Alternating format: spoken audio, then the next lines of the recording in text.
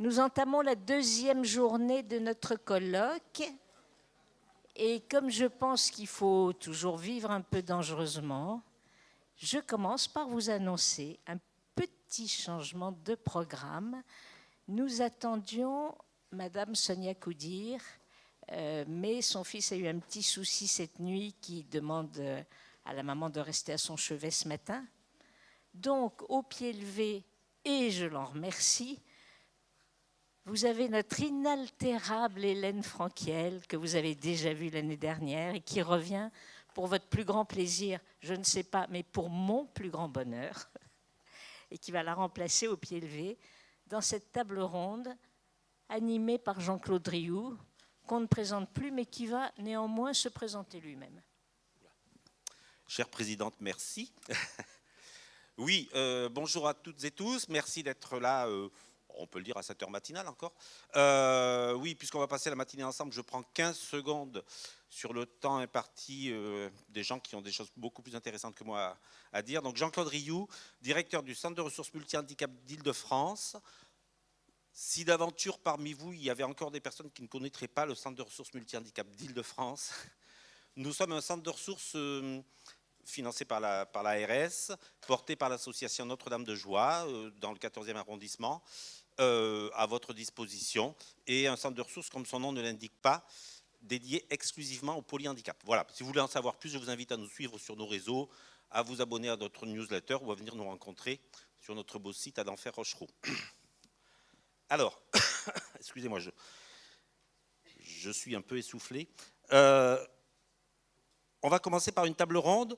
On peut se dire qu'à ce stade du colloque, à la deuxième journée, après les très belles présentations que nous avons eues hier, l'autodétermination n'a plus de secret pour nous, d'un point de vue théorique. Donc aujourd'hui, on se propose de passer à la pratique. Et on s'est dit que pour commencer, il serait bon déjà d'interroger, bien évidemment, des familles, mais aussi des professionnels. Et donc nous avons sur cette table 2 mères, 2 mamans, de personnes polyhandicapées et un directeur d'établissement, un directeur de masse, et je leur laisse la parole pour se présenter.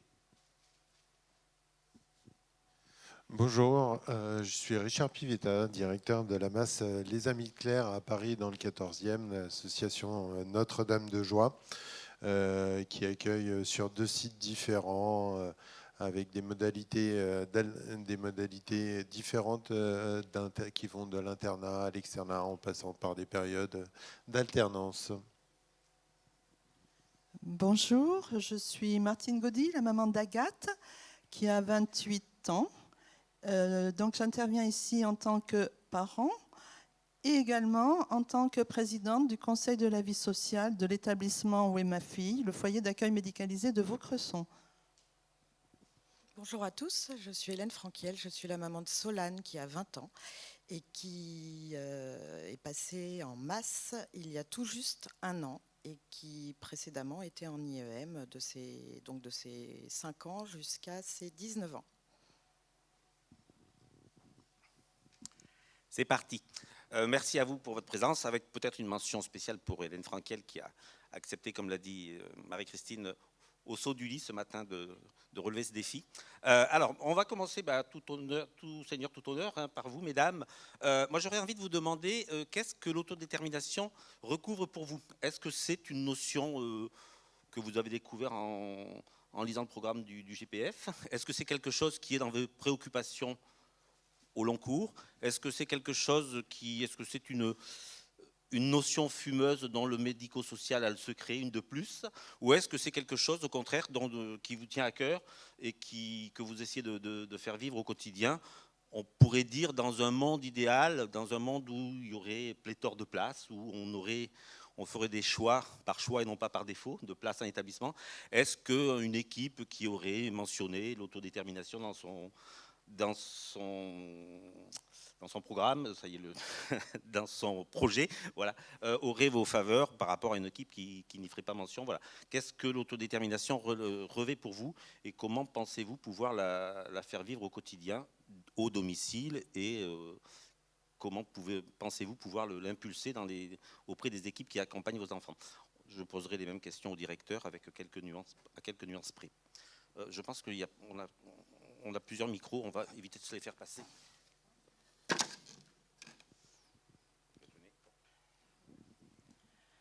donc je commençais.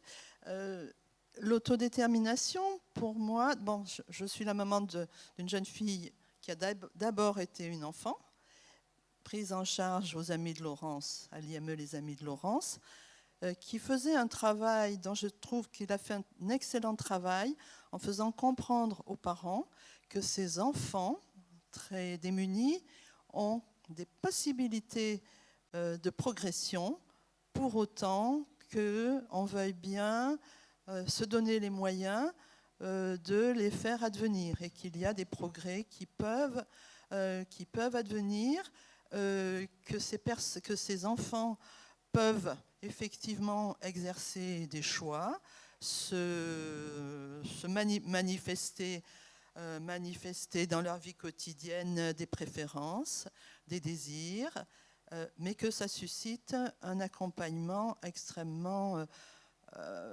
vigilant, présent, etc., etc. Ça, c'est effectivement, quand on a eu la chance d'être dans un établissement pour enfants qui est attentif, bon, je dirais qu'aujourd'hui, l'autodétermination, c'est le mot pour moi qui prend la suite de progrès, de voilà, permettre aux enfants d'exercer des choix, de faire part de leurs désirs, de leurs refus, etc., etc. Après, lorsqu'on arrive dans un établissement pour adultes, là où les moyens sont beaucoup diminués, enfin, voilà, il n'y a plus de moyens, dans un établissement qui traverse une crise, effectivement, qu'est-ce que ça veut dire l'autodétermination? Marie-Christine Tesnas a dit hier, la question n'est pas du pourquoi, mais du comment. Aujourd'hui, dans les établissements pour adultes, c'est presque, que je connais, c'est presque la question du pourquoi. Alors, en ce qui me concerne, la notion d'autodétermination, ça fait quelques années que j'en entends parler, mais je baigne un petit peu dans le milieu, on va dire. Pour moi, avant la notion de détermination, j'ai été plutôt sensibilisée, quand mon fils était plus petit, à la notion de rendre actif, et ceci par le biais notamment plutôt de la kinésithérapie. Donc j'ai été sensibilisée à ces questions en séance et de manière générale en séance de rééducation à rendre actif. Donc pour moi, l'autodétermination, elle est avant tout rendre une activité volontaire possible par opposition au passif. Alors, quand on est dans le passif, il y a aussi tout ce qui peut aller au-delà du bien-être, dans l'excès, et puis on peut arriver à finalement des situations où on subit aussi. Donc ça, c'est le côté négatif du passif. Tout ce qui est passif n'est pas négatif, bien évidemment. Donc pour revenir sur le côté actif, ce qui a été dit hier, pour le reprendre, c'est bien évidemment, ça passe avant tout par le lien et la relation, c'est la première chose. Et pour moi, pour proposer mettre l'enfant ou l'adulte en position de volonté d'agir, c'est d'abord, avant tout, avoir cette présomption de compétence. Et la présomption de compétence, c'est à la fois, pour revenir sur le sujet qui est l'interaction entre les parents et l'établissement, c'est à l'arrivée en établissement. Donc, comme mon enfant est arrivé assez récemment, j'ai été confrontée à ce sujet, qui est, voilà ce que mon enfant sait faire, mais il est certainement capable de beaucoup plus, et je vous encourage à aller bien au-delà et chercher plus. Et tous les jours, on découvre des possibilités, et évidemment, il faut juste les rendre possibles. Bon. Présomption de compétence, si vous n'avez pas mis de copyright dessus, je le reprendrai, ça me va bien.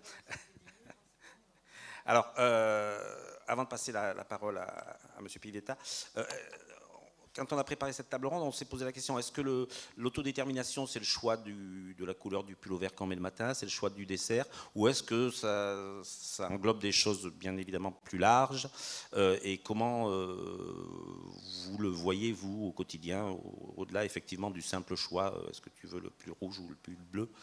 Est-ce que dans les établissements dans lesquels sont accueillis vos enfants, c'est mis en œuvre au-delà de ces simples choix, on va dire, du quotidien? Alors, C'est important, le choix du pull bleu ou du pull rouge. Pourquoi ? Parce que ça implique la reconnaissance de la personne. Ça implique la reconnaissance de la personne polyhandicapée en tant que personne. On reconnaît des potentialités, on lui fait exprimer des choix, on tient compte de ses désirs aussi, mais même quand ils sont exprimés de manière aussi infime, par un regard, par un mimique, par une moue, par un sourire, par un geste. Et du coup, ça veut dire qu'au niveau de l'établissement, on bascule sur la nécessité de la connaissance de la personne et donc être capable de décrypter ses moyens de communication. Et l'éventail des modalités de communication, ils sont grands.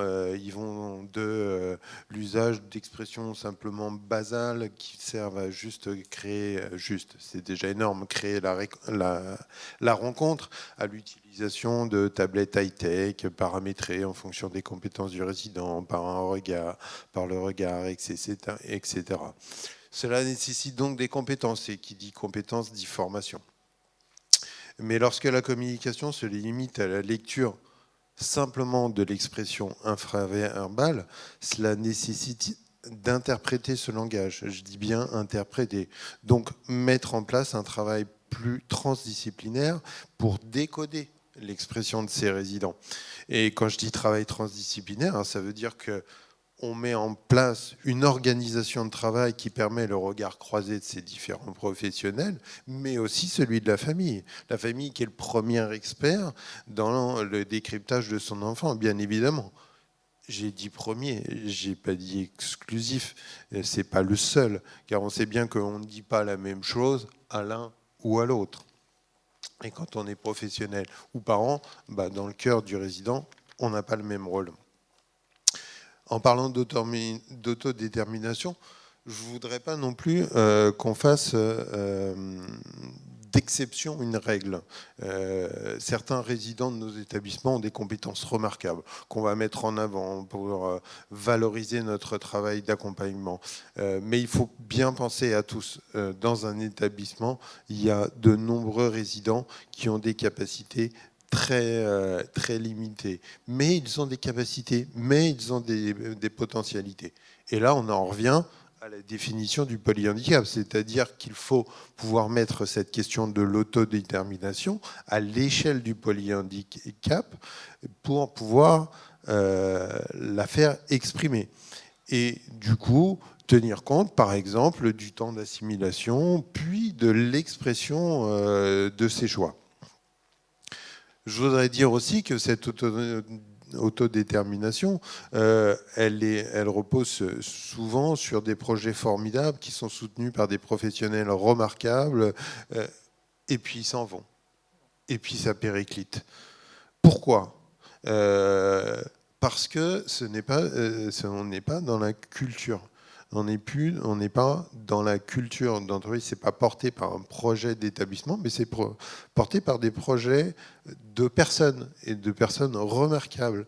Et la prise en compte de l'autodétermination passe donc par le projet d'établissement, par une culture d'établissement, si j'ose dire, une culture d'entreprise, où à chaque instant de l'accompagnement, et on en revient au choix du pull bleu, du pull vert, de la crème à la vanille ou d'une compote à la pomme, on se pose la question en permanence à chaque moment de l'accompagnement de la personne, la question du choix du résident et de sa modalité de l'exprimer.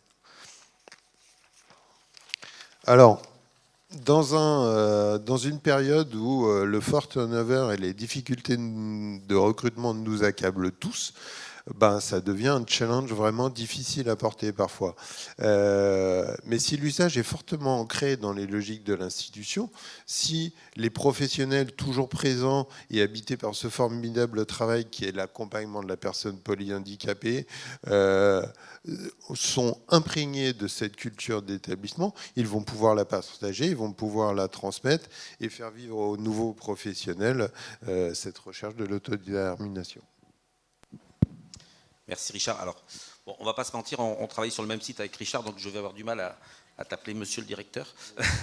Donc, cher Richard, est-ce que la question que je voulais poser, à l'instar de celle que j'ai posée aux mamans, est-ce qu'un directeur d'établissement médico-social, a fortiori d'un internat, a cette notion, là encore, dans un monde idéal, où, alors tu l'as évoqué un petit peu, les tensions RH, mais on va dire dans un monde idéal où il y aurait pléthore de candidats formés et compétents pour un même poste, et on pourrait choisir, encore une fois, par choix et non pas par défaut. Est-ce que ça fait partie des critères de recrutement? Est-ce que ça ferait, je suis désolé de parler au conditionnel, partie des critères de recrutement de rechercher quelqu'un qui soit formé, sensibilisé, qui mentionne l'autodétermination, ou est-ce que ça passe après les compétences techniques? On va parler du réel. Merci de me plomber l'ambiance. Désolé. On en est, enfin en tout cas à la masse, à rechercher des profils de potentialité de professionnels que l'on va pouvoir former, associer, qui vont avoir cette capacité, cette humanité de prise en compte de la parole de la personne polyhandicapée. Et franchement, le diplôme aujourd'hui, j'en suis revenu. Ah non, mais loin de moi l'idée de dire que le diplôme était l'alpha et l'oméga du recrutement. Bien. Alors, quand on a préparé cette table ronde, on a dit qu'on allait essayer de l'ovaliser un petit peu, c'est-à-dire de l'ouvrir. Si, n'hésitez pas à intervenir, à nous contredire, à amender ou à abonder dans notre sens. Je vois Martine qui souhaite prendre la parole. Oui, non, moi j'ai envie de dire la même chose que Richard Pivetta. Je comprends bien les difficultés des établissements. Alors, la situation terrible dans laquelle sont les établissements pour adultes, notamment, puisque nos enfants, souvent, ils arrivent dans un établissement pour adultes munis d'un cahier qui a été fait lorsqu'il était enfant, de clés vidéo, etc., de documents qui permettent de transférer à l'équipe pour adultes le mode de fonctionnement de cet enfant ou de cet adulte. Et puis, au début, ça va bien. Et puis, effectivement, il y a un changement total d'équipe de direction. Il y a plus... Et puis, bon, et tout ce qui a été mis en place, tout d'un coup, parce que la psychologue est partie, donc le travail qui était fait avec le pointage oculaire n'est plus fait, donc il n'y a plus d'outils de communication. Voilà. Et tout ça, c'est... Et la problématique, souvent, je suis totalement d'accord là-dessus, c'est une problématique de culture d'entreprise.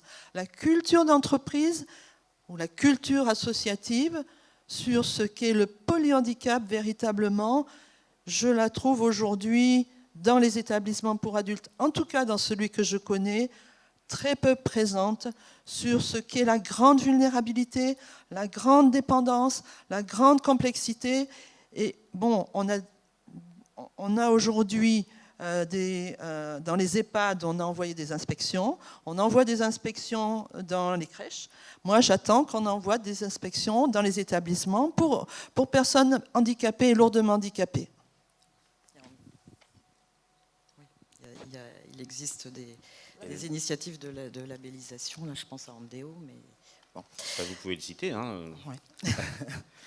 Alors, Hélène, oui, bien évidemment, on ne peut pas faire fi de la crise que connaissent les établissements, et ça serait malhonnête de notre part de faire comme si tout allait bien dans le meilleur des mondes. On en est loin, malheureusement.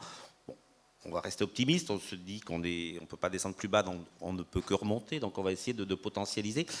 Moi je pense, mais ça n'engage que moi, que effectivement, même dans les conditions telles qu'on les connaît aujourd'hui, ça n'empêche pas effectivement de mener plusieurs fronts. Effectivement, je pense que le directeur il veille en priorité à la sécurité des biens et des personnes accueillies, mais que le concept d'autodétermination va de pair. On a parlé, quand on a préparé cette table ronde, de respect. Je ne sais pas, est-ce que vous pouvez en évoquer ça? Pour moi, l'autodétermination rentre dans la notion globale de respect. Si on respecte la personne, bien évidemment qu'on respecte ses choix, et donc bien évidemment qu'on les sollicite. Je Oui, vous rends la parole, Hélène. complètement. Et le respect, c'est effectivement s'intéresser et se questionner sur les envies, au-delà des besoins. Donc c'est vraiment la question. Il y a les besoins vitaux, effectivement, la sécurité, mais ça ne suffit pas, clairement. Et c'est ce qui fait souvent défaut. Donc souvent, dans les établissements, avec la crise des ressources humaines, effectivement, c'est la sécurité avant tout. Et le bien-être, la qualité de vie dont on parlait hier, le bonheur et ce qui va permettre, entre autres, l'autodétermination, c'est souvent mis de côté. Et je pense qu'il y a quand même une idée de formation et de sensibilisation. Effectivement, on doit faire avec ce qu'on a. Donc finalement, ça passe par la sensibilisation et la formation des personnes qui sont sur place. Et moi, j'aimerais bien reprendre, Richard, votre notion de transdisciplinarité qui me tient beaucoup à cœur. Et de manière générale, c'est l'idée de ne pas travailler en silo. Le kiné, quand il intervient, il ne doit pas intervenir, alors que ce soit en établissement ou à la maison, il ne doit pas intervenir tout seul, mais pour moi, c'est l'idée d'un objectif global de rééducation, mais bien au-delà de la rééducation, du projet de vie, si on peut le dire comme ça, qui doit intégrer au quotidien tout ce qui va permettre la communication. Donc revenir sur ce qui a été dit par Elisabeth Catex hier. Et donc pour arriver dans le très concret et donner un exemple avec mon fils, il a des possibilités très limitées au niveau mouvement. Il a une très bonne interaction par le regard avec son environnement qu'il sollicite, soit en regardant, soit en faisant des petites vocalises, soit en levant la main. Donc le seul mouvement qu'il arrive à faire. Donc l'idée c'est, avec cette main levée et cette volonté qu'il a, comment lui proposer des situations où il peut avoir une interaction sur son milieu. Et très basiquement, on va dire, c'est l'idée de action-réaction. Et l'action-réaction, elle peut être technique sur un objet, donc utiliser des contacteurs. Par exemple, à la maison, on a adapté des volets roulants électriques sur une boîte avec 2 gros contacteurs, et il lève et il monte ses volets tous les soirs de lui-même, et il y prend plaisir. Et le plaisir, il va au-delà de l'action-réaction. Ok, je vois que les volets j'ai appuyé sur le bouton, je vois que le volet se descend, je tourne la tête vers les volets. Donc ça, c'est un travail quotidien à la maison. Et quand on a expliqué ça à l'établissement, on aimerait bien que ce geste qu'il est capable de faire, il puisse être répliqué avec toujours la notion des contacteurs qui sont basés sur ses capacités. Et puis, c'est déclinable à l'infini, ce système. Et c'est ce qu'on a du mal à faire depuis longtemps. On en parle à chaque année au moment du projet de vie. Et voilà, les difficultés techniques et humaines font que c'est difficile. Après, ce contacteur, il peut être aussi l'enregistrement de voix orale. Enfin, bon, on peut décliner à l'infini au niveau technique. Mais c'était pour illustrer que cette situation-là, elle peut être déclinée avec tous les professionnels et en transdisciplinaire. Et pour moi, le transdisciplinaire, il n'implique pas seulement les professionnels, donc les éducateurs, les kinés, les ergos, mais bien évidemment dans la transdisciplinarité, les parents. Et il faut vraiment insister aussi, aller au-delà, c'est-à-dire impliquer dans l'équipe qui réfléchit ensemble comment accompagner cet enfant ou cet adulte, en incluant les liens avec les médecins hospitaliers, et puis les kinés, quand ils interviennent à domicile, quand des enfants qui sont en externat, ils ont souvent, c'est le cas de mon fils, qui par manque de kinés en établissement, on a dû instaurer, et on a eu la chance de trouver des kinés en libéral qui viennent s'occuper de mon fils. Tout ça, c'est de la coordination, parce qu'ils ne peuvent pas travailler en silo. Donc finalement, c'est quand même les parents qui s'occupent de cette coordination, de ce lien, et c'est un travail de longue haleine, et qui est souvent pas évident à mettre en place. Alors, à ce stade de notre réflexion, je voudrais citer ce qu'aurait dit la maman qui malheureusement ne peut pas être là. Elle aurait aimé parler de la formation des parents. Est-ce que, alors bien évidemment, là on a des parents experts, donc ça serait prétentieux que de vouloir les former, mais est-ce que vous pensez que les parents lambda qui découvrent le handicap en général et le polyhandicap en particulier sont suffisamment formés, suffisamment accompagnés justement à cette notion d'autodétermination? Il y a une notion qui nous est chère au GPF, c'est la temporalité. Hier, j'ai bien aimé Esther Atlan qui citait une enseignante qui avait appris à compter jusqu'à 20 avant de poser une deuxième fois la même question. Bien évidemment, quand on pose la question, on n'a pas forcément la réponse tout de suite et on est tenté de répondre à la place. Donc, et ça, c'est quelque chose qui s'apprend, qui s'acquiert, hein, aussi bien pour les parents que pour les professionnels. Donc, est-ce que vous pensez que les parents, qui ne sont pas experts comme vous, voilà, sont suffisamment accompagnés dans cette notion? Moi, je pense... Et je poserai la même question au directeur pour les équipes. Le cheminement de parents d'enfants polyhandicapés est un très long cheminement. Donc, la façon dont on est parent lorsqu'on découvre le handicap ou polyhandicap, la maladie rare, etc. Voilà, au début, effectivement, il faut se faire à l'idée. Bon, il y a des accompagnements. On a eu la chance d'avoir de bons accompagnements. Il y a les associations de maladies rares.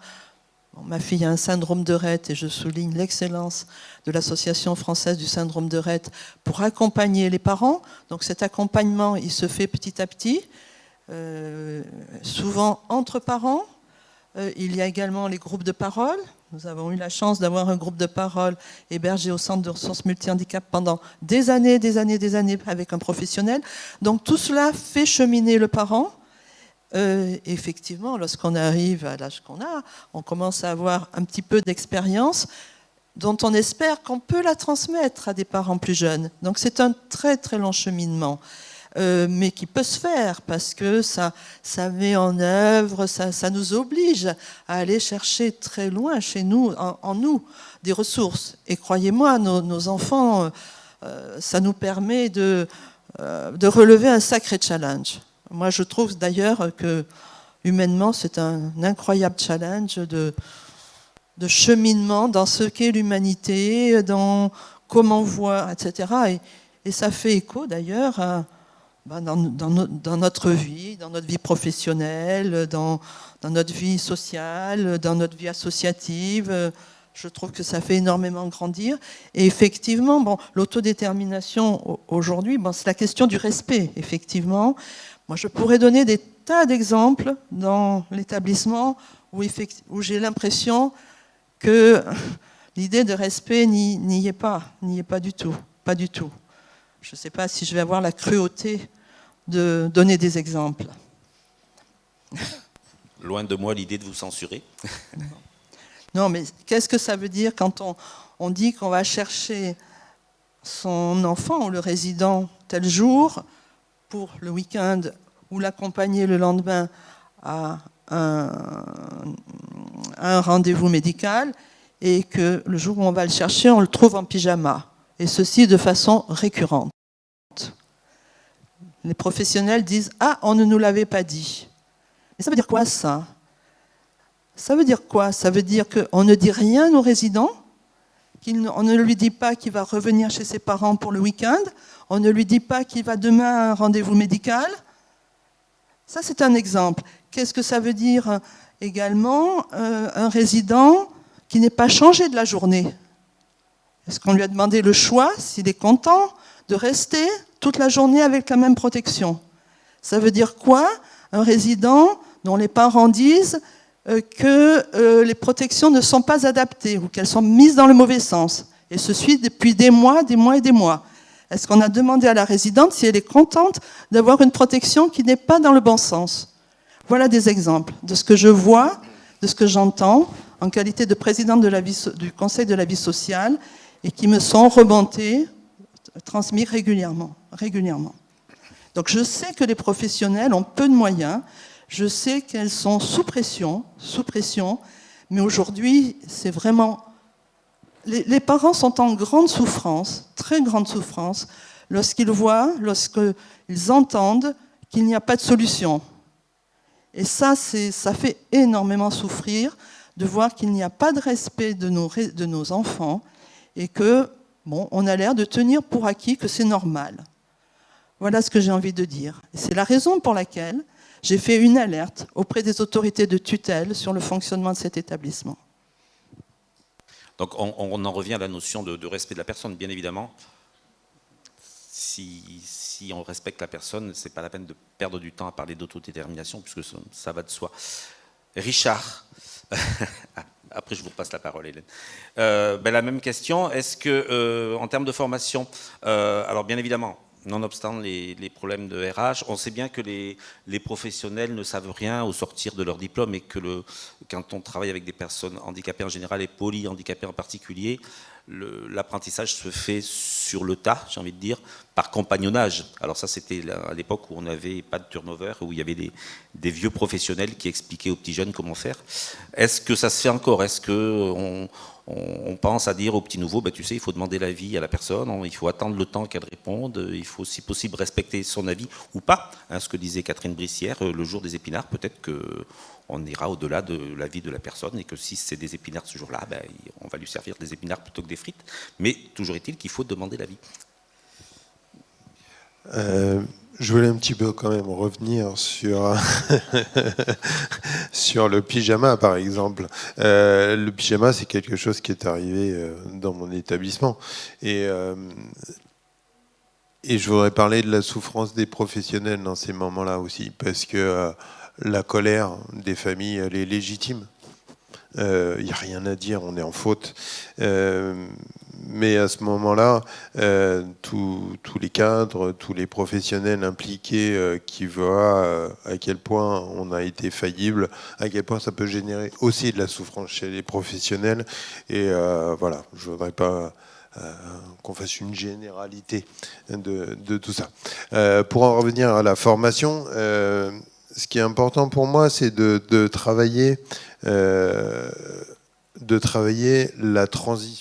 la transition entre la structure pour enfants, entre la masse. C'est-à-dire qu'on va, dans la structure pour enfants, rencontrer les professionnels, discuter avec eux, essayer de comprendre le résident que l'on va accueillir. On va les accueillir aussi au sein de notre structure. On va avoir des temps d'échange avec les parents. Donc, l'importance de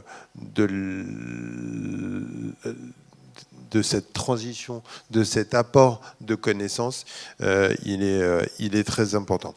Ce qu'on a mis en place aussi dans la structure, c'est pour l'accueil des nouveaux professionnels. Alors quand c'est pas à l'arrache, parce que le samedi, il y en a un qui vient pas et qu'on l'a appris à la dernière minute et qu'on est obligé de faire venir un intérimaire et que du coup, l'intérimaire, il débarque dans une structure où il y a certes des informations, mais encore faut-il savoir où elles se trouvent. Une formation en interne où on va pouvoir, sur des temps précis, transmettre ce que c'est que pour nous le polyhandicap, transmettre pour nous ce que c'est qu'une bonne installation, parce que une mauvaise installation, c'est une épine irritative, et si c'est une épine irritative, on a beau proposer quoi que ce soit au résident, il n'est pas confort et sa journée sera gâchée et la communication sera de base fichu. On va comme ça pouvoir transmettre sur toute une matinée par l'intervention justement des professionnels pour que les nouveaux professionnels puissent identifier où sont les ressources sur les questions dont ils se posent et transmettre de l'information. On a aussi ciblé 5 formations qu'on appelle les formations socles, qui sont des formations que tous les professionnels doivent suivre. Alors, pas en une année, hein, ça prend du temps. Et puis c'est un éternel combat parce qu'il y en a qu'on a commencé à former, ils sont partis, et puis il y en a d'autres qui sont arrivés, etc. etc. Mais l'idée, toujours et encore, c'est d'avoir cette culture d'entreprise sur la question de la connaissance fine de la personne polyhandicapée et qui va pouvoir se décliner en termes d'accompagnement dans les projets individualisés des résidents. Culture de l'entreprise, ce n'est pas un terme qu'on a l'habitude d'utiliser dans notre milieu, mais moi je le retiens. C'est vrai qu'il nous arrive quand on met le pied dans certains établissements de sentir une spirale virtueuse. On a l'impression que le bien attire le bien, le mal attire le mal, a fortiori. Mais effectivement, des fois, c'est palpable la bientraitance, c'est dans l'air du temps, dans certains établissements. Voilà, on va finir sur une note positive. Oui, je vois bien, Galina, qu'on a atteint le temps, on aurait encore plein d'autres choses à dire. Je propose quand même que vous réagissiez s'il y a des réactions positives ou négatives. Donc, alors, je ne sais pas comment ça se passe pour les micros. Oui. Alors, on a déjà des questions sur le chat. Voilà, je voulais relayer ce qui se passe sur le chat. Dans un premier temps, concernant les formations, on nous signale, bon, on le sait déjà, mais enfin, on va le redire parce que c'est important, les formations Aide for Poly qui ont repris un essor un peu nouveau là, ce printemps et qui ont quand même la particularité de pouvoir accueillir parents et professionnels ensemble en tant que personnes formées, mais où il y a aussi des interventions de binômes professionnels-parents. Ces formations ont l'avantage d'être aussi implantées sur toute la France et en cours de déploiement, et elles sont aussi gratuites. Si je peux me permettre juste de compléter, Galina. Je t'en prie. Aide for Poly, il faut quand même bien préciser qu'il y a à la fois des formations en présentiel, effectivement, qui vont s'adresser à des professionnels et ou des parents, enfin toujours des parents, mais et ou des professionnels, et surtout qu'il y a en train d'être implémenté un site en ligne, justement pour arriver à accéder plus aux parents qui sont souvent démunis ou en manque de temps. Donc il y aura des modules en ligne très bientôt. Merci. Dans un second temps, je crois qu'il y a un consensus pour dire que même avec la meilleure volonté du monde, s'il n'y a pas suffisamment de personnel et de moyens humains, l'autodétermination, c'est très compliqué à appliquer. Malgré, effectivement, on n'a jamais eu autant de nouvelles recommandations, dispositions, certifications entre la HAS et les recommandations de bonne pratique et tout ce qui concerne la bientraitance. Je vais vous lire le témoignage d'un parent. Donc, le problème du turnover ne va pas s'arranger. Il faut construire l'accompagnement avec cette notion et avancer avec. Effectivement, toutes les nouvelles recommandations appliquées par une volonté associative, donc par un management imprégné dans ce sens, sont des leviers pour améliorer l'accompagnement. Ma fille est en masse depuis 2021. Elle est bien accompagnée et la volonté de bien faire est là, au-delà des problèmes d'intérimaires qui sont compliqués mais canalisés au maximum. Voilà le témoignage. Monsieur.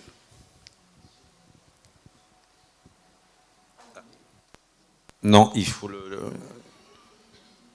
Et on me demande également, pardon, Monsieur Pivetta, si vous pouvez communiquer les 5 types de formations socles évoquées. On oublie toujours. Bon, il révise pendant la question de monsieur. D'accord. Bonjour. Donc, je suis Monsieur Gros, je suis kiné dans un EAP au CESAP le 93. Et quand vous parlez de pluridisciplinarité, je voudrais dire que pour moi, la profession qui est au cœur de tout ça, c'est les AMP et les AES. Vous ne les avez pas nommés. Voilà. Sans elles, rien ne se fait. Et je voudrais savoir combien il y a d'AES et d'AMP dans la salle. Qu'il lève le doigt. Voilà. Moi, je vous remercie de poser cette question parce que je regrette infiniment qu'il n'y ait pas plus de professionnels dans cet excellent colloque que j'essaye de relayer tous les ans, de sensibiliser.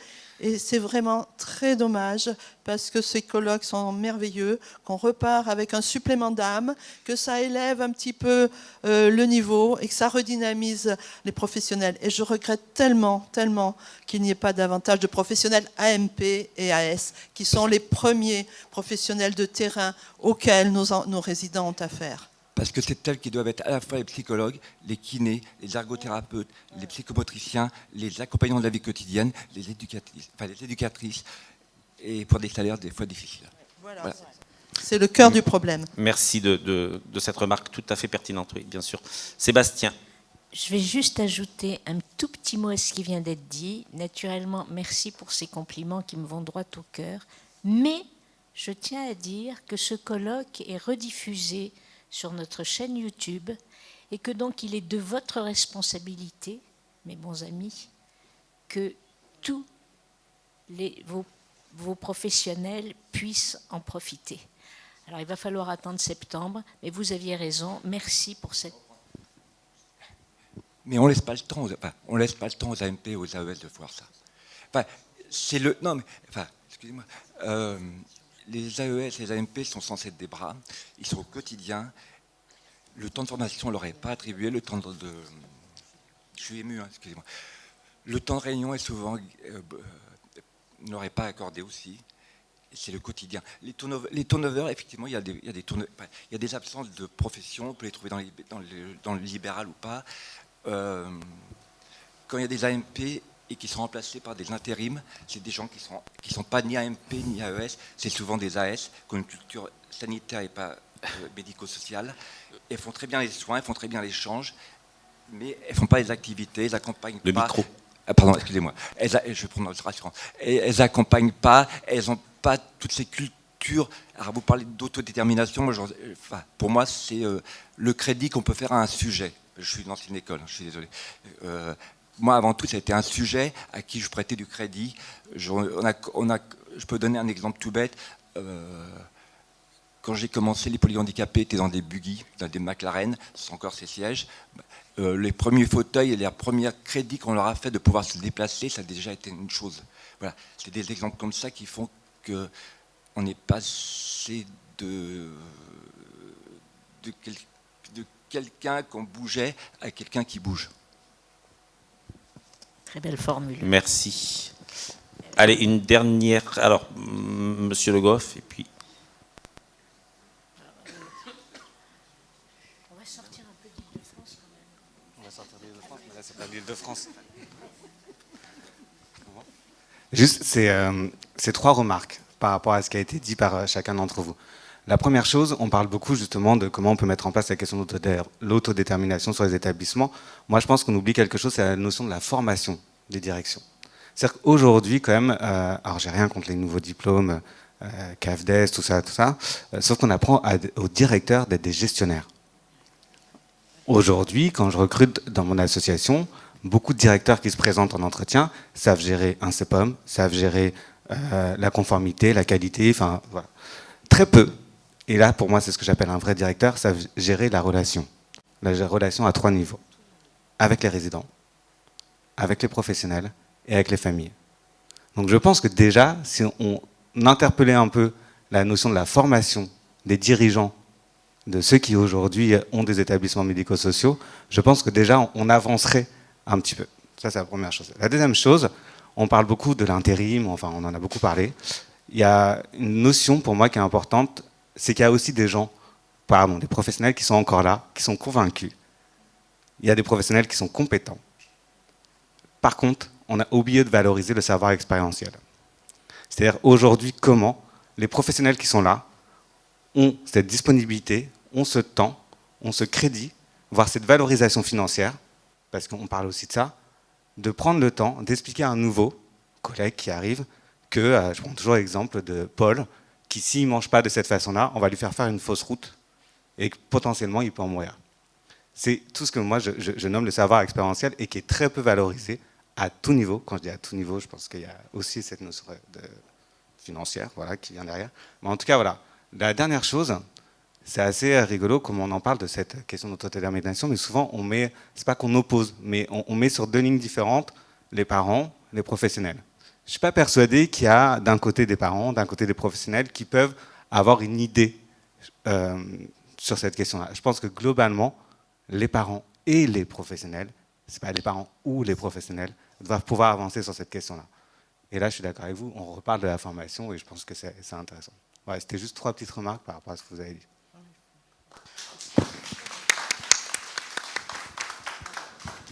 Monsieur Calfat, au fond.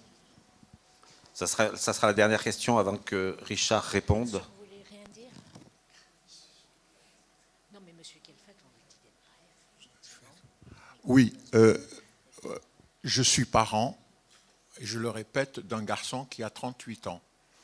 Donc quand, pendant 38 ans, vous avez manipulé votre enfant, vous êtes compétent, que vous le vouliez ou pas, vous êtes compétent. Et donc, ma compétence, je l'impose.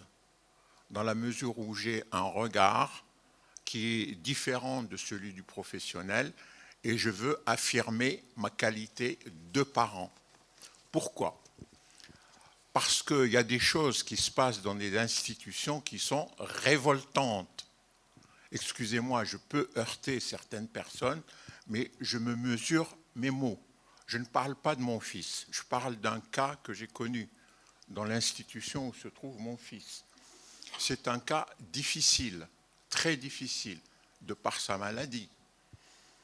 Alors, on a décidé d'organiser pour lui, le directeur a décidé d'organiser pour lui un projet qui allie l'hôpital de jour en asile psychiatrique et il vient pour dormir à la masse. Bon, ça a marché quelque temps, mais de par la difficulté de la maladie de cette personne,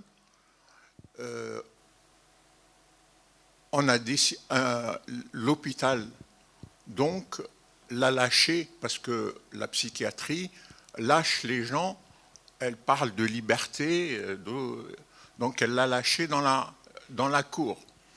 C'est un garçon qui a une quarantaine d'années, donc il a profité de cette liberté pour aller divaguer dans un supermarché. La mère reçoit un coup de téléphone des gendarmes qui lui dit « Madame, votre fils est en train de divaguer, on n'arrive pas à le localiser, etc. » Bon, on le ramène à la maison, on le ramène à la masse, on le ramène à l'institution, et puis la mère fait une réclamation. Elle écrit au directeur de l'hôpital en disant, ou de l'institution, je vous ai confié mon fils que vous savez malade, difficile, les gendarmes m'ont appelé tel truc. La décision qui a été prise par l'administration, on en a marre, c'est un cas difficile, on va l'envoyer en Belgique. Alors la mère dit, je ne veux pas de la Belgique parce que quand il était à l'IME, on l'a envoyé en Belgique et il a fait une tentative de suicide. J'ai dû aller chercher mon fils pour le rétablir de façon difficile. Je l'ai pris par... non, il ira en Belgique. On monte un dossier, donc conflit entre la maman et l'administration. On monte un dossier mensonger avec la collaboration de certaines personnes, et je viens du psychiatre, parce que moi je mets en cause toutes les institutions qui sont autour, avec la complicité du psychiatre, qui écrit au juge des tutelles pour retirer la tutelle à la maison, pour prendre la décision d'envoyer la personne en Belgique, et en Belgique il est mal soigné, c'est-à-dire on a déséquilibré son traitement. Et il se trouve aujourd'hui, à l'heure où je vous parle, il se trouve entre la Belgique, la France, à Lille. À Lille, on l'a ramené pour les soins. Heureusement qu'on l'a ramené à Lille pour essayer d'équilibrer son projet. Donc moi, ce que je remets en cause, c'est l'autorité du directeur. C'est la complicité du juge des tutelles qui savait que le gosse a été ramené et que malgré tout, il retire la tutelle. Et puis ensuite, tout se laisser aller parce qu'il n'y a aucun contrôle. J'ai fonctionné en étant dans un conseil d'administration. C'est toujours l'administration qui décide. Les parents, vous n'êtes pas d'accord, vous partez, vous prenez votre enfant, vous partez. Le CVS, pour moi, c'est le directeur, c'est lui qui donne les instruments, c'est lui qui fait, etc., etc.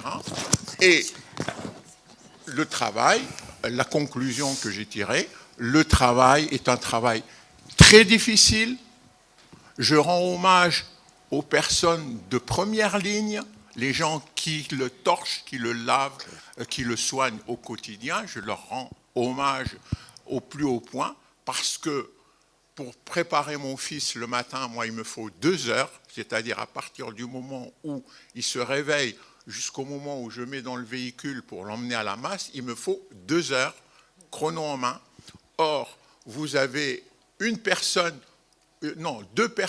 pour 10 enfants, ça veut dire que rien que pour le petit déjeuner, la journée est terminée. Les 10 heures sont closes. Elles ont fait 20 heures.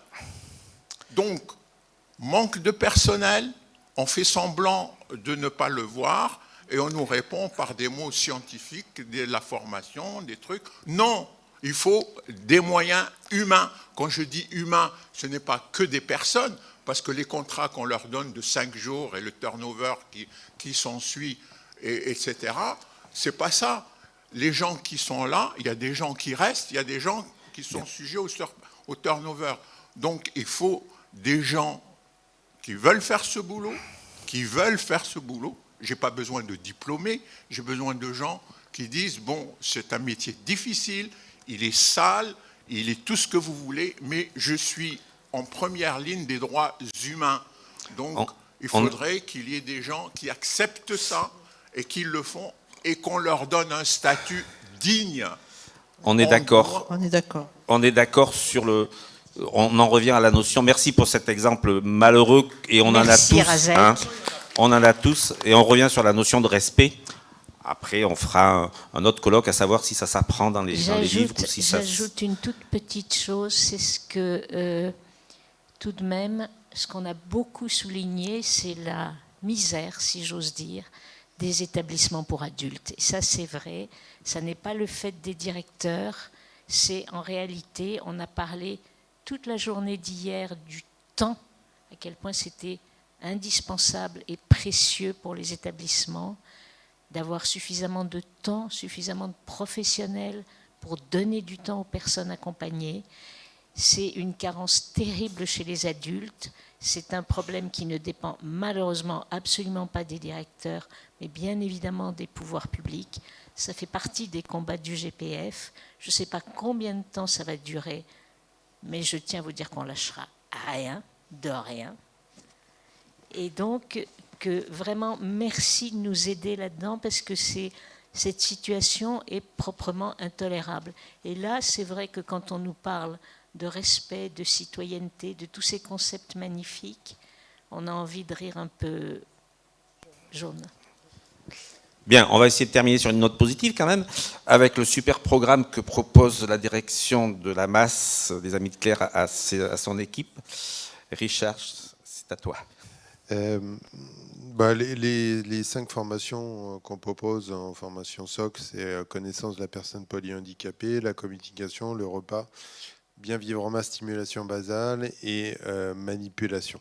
Moi, je voudrais rebondir et rendre un hommage à tous, en fait. Je crois que la question du bon accompagnement de la personne polyhandicapée, elle est le combat de tous. Elle est le combat des directions, elle est le combat des familles, elle est le combat des cadres intermédiaires, elle est le combat des accompagnants de proximité, et que nos difficultés peuvent avoir aisément tendance à nous mettre en opposition, alors qu'en fait on est tous dans le même combat, et c'est dans l'union et dans l'investissement et dans la reconnaissance de cet investissement de chacun à sa place, qu'on pourra tenter de faire évoluer les choses. J'ai pas mieux. Merci mesdames, merci Richard pour cette belle table ronde. Je crois qu'on peut les applaudir, ouais.